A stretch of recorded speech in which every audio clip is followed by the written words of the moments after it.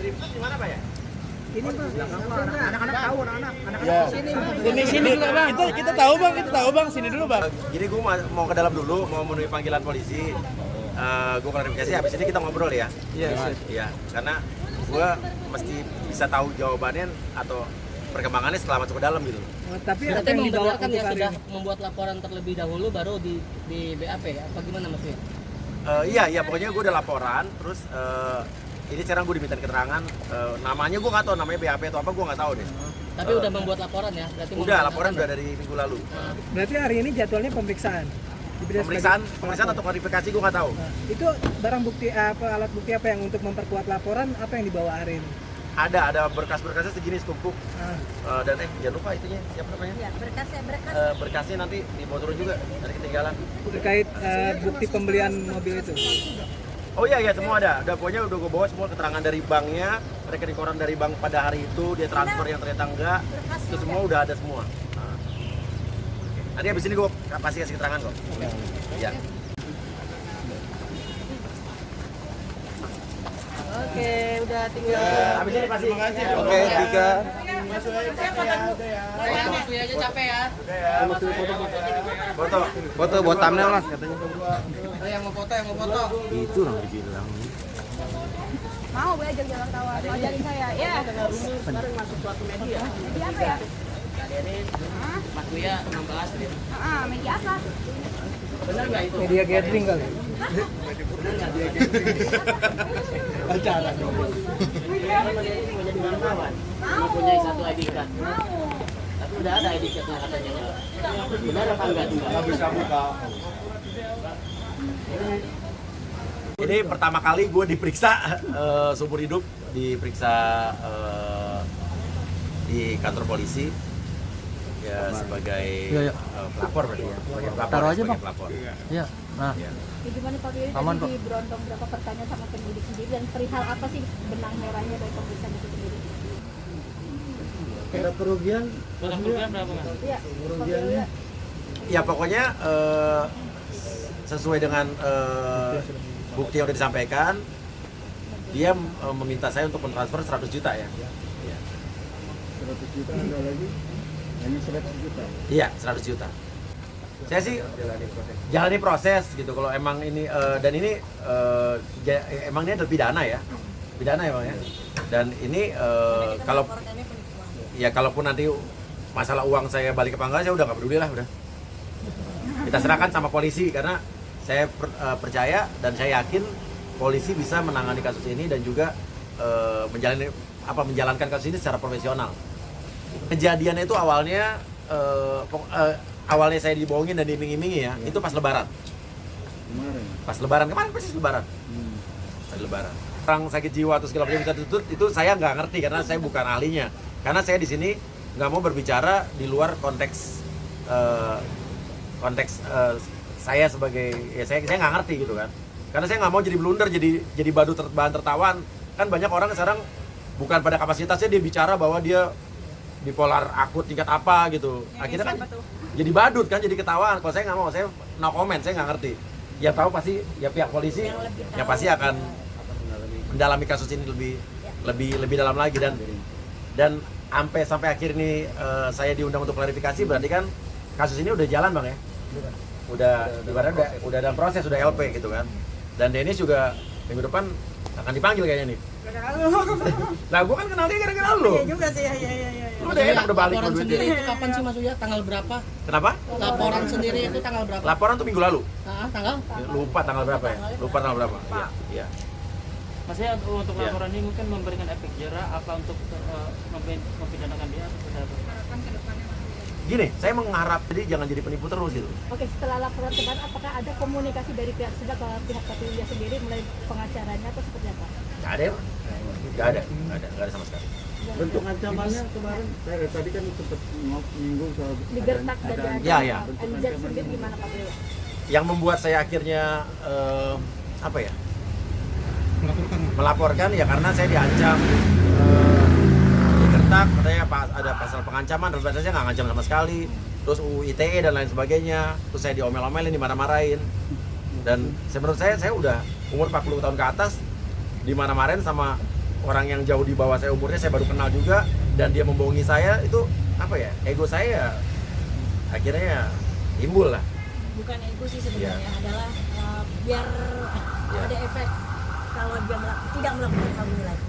Tapi baru pertama Bang kena tipu gitu Bang. Dan dirugikan banyak orang, bukan cuma kita doang. Bang Uya baru pertama kali kena tipu tuh. Kena tipu. Oh, zaman dulu udah, zaman kuliah pernah kena tipu lah gue. Mobil gue sampai sekarang ada yang masih belum balik, tapi surat-surat BPKB masih ada, ditipu teman sendiri. Terus terakhir tahun lalu juga gue ditipu juga yang soal travel di Bali itu gitu kan. Nah sekarang ini jadi mungkin kok berapa kali gue kena tipu tapi gue selalu kasihan-kasihan mulu gitu kan. Tapi kalau orang-orang yang waktu itu gitu kan, orang-orang yang sebelumnya, mereka tuh menyelesaikannya apa mungkin pendekatannya ke gue juga tidak segarang ini gitu. Gue nggak diancam, nggak digertak, nggak malah dia jadi lebih galakan dia gitu. Jadi ya sekarang ini mungkin beda atau tapi menurut gue sih gini, karena di sini ini udah banyak banget orang yang mengalami hal yang sama kayak gue, dan gue pengen memberikan efek jerah aja supaya dia ya mempertanggungjawabkan perbuatannya di mata hukum gitu aja. Betul. Ya kalau Raffi Ahmad dia juga nanti akan berbicara juga, tapi ini kan hubungannya kasusnya nggak berhubungan dengan kasus gue, cuma dengan orang yang sama.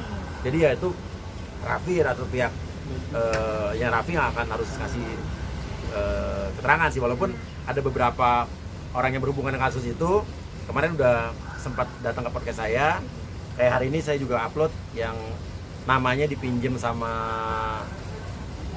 Mbak itu untuk kasus Raffi, yang nama buat dipinjam rekeningnya, udah ngomong, udah ngasih keterangan di tempat saya gitu. Jadi banyak korban nih, nggak hanya Pak Uya nih. Ya, cuman pada laporan saya ini saya hanya merujuk pada kasus saya pribadi ya gitu. Mas Uya, bentuknya Iya. jaminannya seperti apa? Menyebut udah 35 juta dikembalikan sama Mas Uya. Gini, intinya adalah saya tidak pernah meminta untuk uang saya dikembalikan dengan cara dicicil. Dari awal saya selalu bilang bahwa mbaknya yang selalu bilang bahwa setelah tahu ini saya ditipu, dia mengakui juga, saya ada rekaman suaranya. Dia sendiri yang bilang bahwa sorry, saya akan refund uangnya, bukan saya yang meminta uang dikembalikan. Dan saya minta kalau emang ada etikat baik, kembalikan uang saya 100 juta utuh, tidak usah dilebihin, tidak usah dikurangin. Dan saya tidak pernah meminta bahwa cicil dong, lo bisa kredit, nggak pernah satu kali pun saya ngomong begitu. Berarti soal 35 juta itu udah ditransfer. Saya tidak pernah meminta dan saya tidak pernah sama sekali tanpa sepengetahuan saya tidak pernah tanpa kesepakatan, tanpa perjanjian, tanpa info apapun dari saya.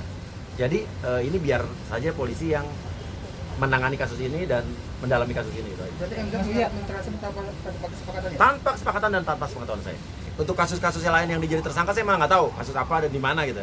Tapi saya ada fokus sama kasus saya aja. Tapi kita ikuti proses hukumnya, proses di kepolisian, dan saya yakin kepolisian kita dan pada khususnya Polda Metro Jaya ini terbaik dan bisa profesional. Dan saya yakinnya ini kasus bisa berjalan dengan baik sesuai dengan sebagaimana mestinya.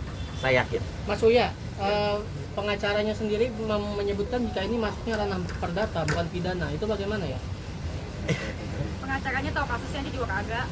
Dia juga kagak. Serius dia, orang kemarinnya dia bilang aja pas preskon Uya pinjam meminjam uang, dari mana pinjam meminjam? Orang ada surat perjanjiannya. Ngomong dong, ada kan?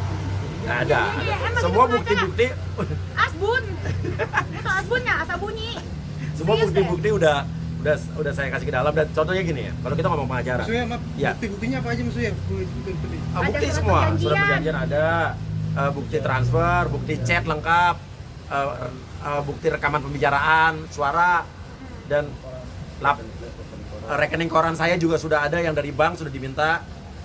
Rekening koran saat saya mentransfer uang DP dan saat dia memberikan saya bukti transfer 100 juta dan ternyata itu palsu. Dan pada tanggal dan jam yang sama rekening koran saya sudah diminta dari bank, sudah saya berikan juga bahwa tidak ada uang masuk sama sekali. Dan kalau ngomong pengacara nih, pengacara saya pada saat saya menceritakan kasus saya saja, pengacara saya tidak langsung percaya omongan saya dong. Harus melihat bukti-buktinya dulu, mendalami kasusnya dulu. Jadi setelah ada bukti-bukti dan kasusnya, baru buat laporan ya kan. Nah, Ini preskon dulu yang penting. intinya kan ibaratnya ya pengacara, kalau saya nggak bicara pengacara mana, kalau pengacara yang benar menurut saya adalah kliennya itu ngomong bukan berarti atas dasar omongan klien itu dijadikan bahan untuk dia ngasih statement berkoar-koar, bener gak? Dalami dulu apa buktinya segala macam gitu kan, dalami kasusnya, jangan sampai Tahu diri sendiri. nah intinya gitulah. Kemarin contohnya dia bilang bipolar akut kayak gitu, itu kan jadi bahan ketahuan orang. Siapa yang mau pakai pengacara kayak gitu lagi? Tenang, sabar. Oh ya, sabar. Udah masalah apa sih dia? Iya. Oke, berarti ini untuk pengacaranya Mas Buya berarti ini bukan masuk ranah perdata ya? Gimana? Ya. Ada statement pengacara seperti itu. Kita laporin. Ya kalau di sini itu kan kita udah laporin polisian, berarti ya namanya pidana bukan lagi perdata. Oke, Iya. pasal yang dilaporkan Mas, pasal berapa dan ancamannya apa Mas? Ya penipuan sih yang kita laporin itu pasal penipuan. Ya, pasal berapa? 378. Ancaman itu 4 tahun, kalau tidak salah itu 4 tahun, sekitar 4 tahun. 4 tahun penjara. Tahun penjara. Ini kan untuk laporan saya ya. Kita nggak tahu laporan-laporan yang lain ada berapa banyak dan di mana aja gitu. Lo nggak ngelapor nih? Apa? Nggak mau nanti ya. Oh iya, tapi tahu kondisi MZ kabarnya yang sedang di rumah sakit jiwa sendiri. Saya nggak tahu. Saya dengar lagi sakit. Saya doakan cepat sembuh. Itu aja. Tapi saya tidak mencari tahu juga apa benar dia di rumah sakit mana. Saya ya intinya kan bukan hal saya juga harus mencari tahu dia sakit rumah sakit di mana gitu. Jangan digunakan buat lari dari hukum kali. Tapi Iya. ada pertimbangan nggak sih kan dia MZ lagi sakit nih, terus nggak ada rasa kayak kasihan gitu? Dia sakit aja masih bisa nipu kok. Kan nipu Kak Uya tuh lagi di rumah sakit tuh. Iya. Sampai nangis-nangis kan? Iya. Jadi intinya gini. Kalau sekarang bilang Uya pakai hati dong gitu. Saya pakai hati kok. Kan saya tidak Kasih ketipu. saking saya pakai hati saya mungkin jadi semalam seperti ini. Tapi dalam arti kata gini. Pertanyaan saya gitu ya. Ini saya tidak berbicara pada salah satu orang Mbak M atau apa ya. Penipu itu kita bicara secara general ya. Apakah dia punya hati saat dia menipu orang korban itu aja.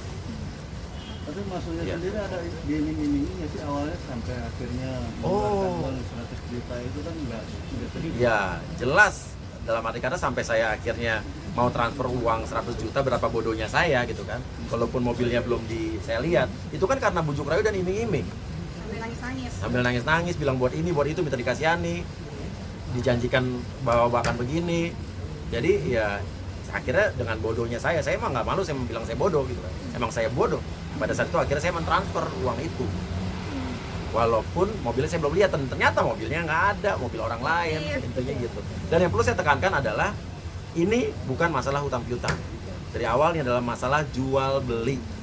Saya jual beli, saya membeli mobil, saya mentransfer uang, ternyata mobilnya tidak ada, alias bukan mobil dia. Dua mobil ya, dua mobil. Oke, Bang Uya, ini kapasitas dari Denny sendiri ini saksi pelapor yang diajukan oleh Bang Uya. Ya dia salah satu saksi karena di laporan saya kronologisnya ada nama dia. Jadi diperiksa juga Pak Denny? Belum ada ini belum. Saya mantan korban. Berapa? Oke, Saya dah. kayak 50. Iya, aslinya Iya, berarti bodo amat ya. berjalan Berarti untuk hukum prosesnya sendiri, jalan tidak terus ya? proses. Kenapa? Prosesnya Jika berarti jalan kedepannya nanti pihak MZ menghubungi pihak Papilia untuk berdamai, karena kan ini sudah masuk LP ya.